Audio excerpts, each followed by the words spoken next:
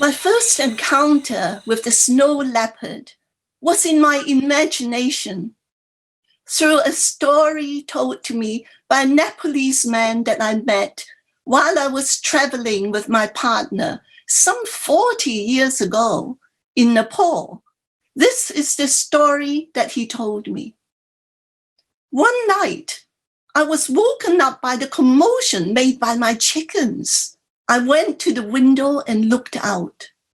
It was full moon night.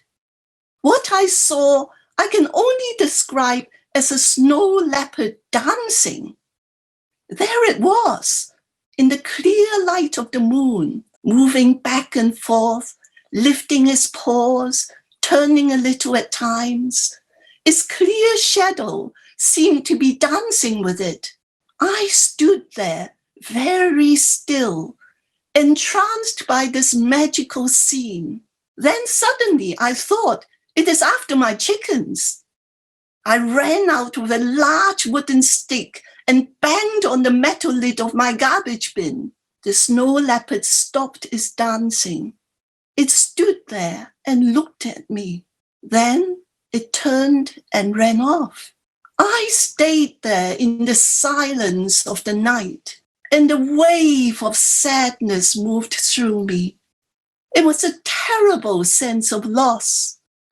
I had destroyed that experience of a magical encounter, a spectacle, a spiritual and sensual gift of nature, a loss that I continue to carry and will do so for the rest of my life.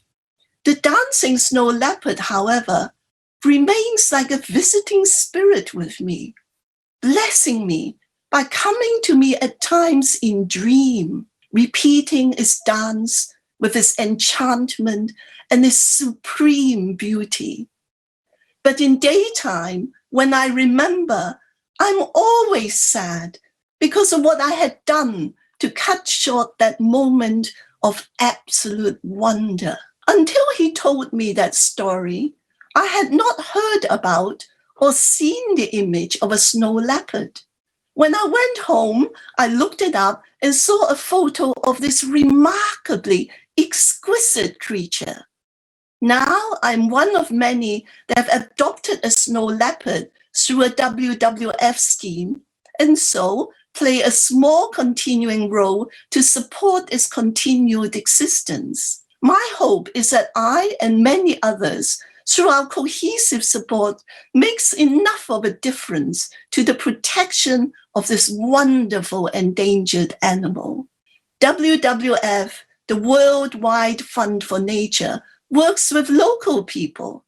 And when a snow leopard does take a domestic animal, they are compensated. The local people love the snow leopard too.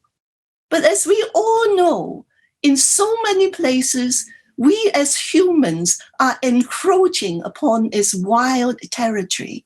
On that morning, some 40 years ago, I made my first connection with the snow leopard. There, in Pokhara, in Nepal, one of the countries of the snow leopard. At the present time, I'm very aware of the impact of climate change on so many previously snowbound wild habitats.